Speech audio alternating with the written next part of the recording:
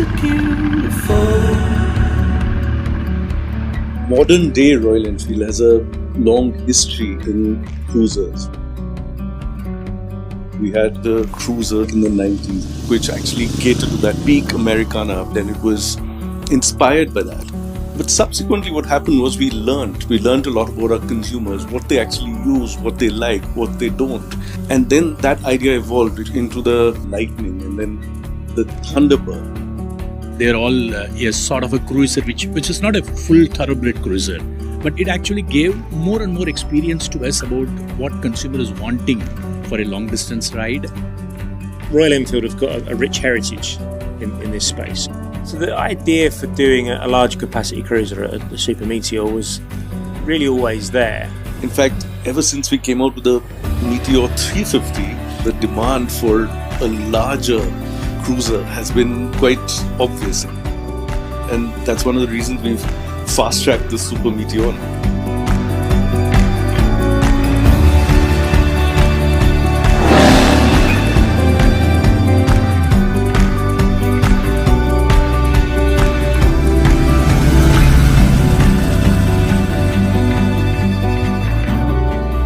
So the Super Meteor project started at the same time as the Twins. We always knew we wanted a range of motorcycles. Obviously the GT and the Interceptor came first. What the success of the 650s really did, I think, is make all of us realize in the big, wide Royal Enfield ecosystem within the company and without, that people are looking for a Royal Enfield take on different genres, different platforms, and that became very interesting for us with the 650s. That opened our eyes to this possibility.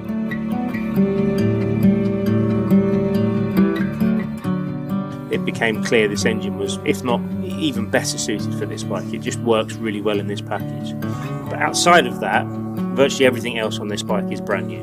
It's an entirely new mainframe, entirely new suspension geometry, bodywork is brand new, tank, side panels, swinging arm. We've gone for upside down forks for the first time on a Royal Enfield. And that very first LED headlight, everything on the bike really is, as I say, from a clean sheet of paper, is brand new. So when they came to cruising, Royal Enfield's incredible design and development, they were able to distill exactly which parts of Royal Enfield's DNA will really build on a certain version of motorcycle. Royal Enfield's take on cruising. Ooh,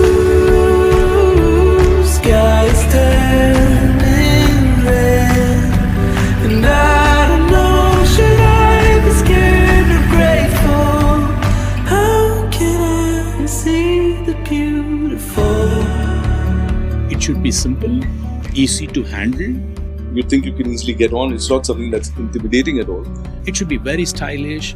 It is a very streamlined motorcycle. It is not what you'd expect a cruiser to be. That it should be a motorcycle which should be distinctly Royal Enfield. That very traditional Royal Enfield rising frame shape, that triangular toolbox. You jump on it, your hands fall in the right place, your feet fall in the right place, and straight away the bike is right.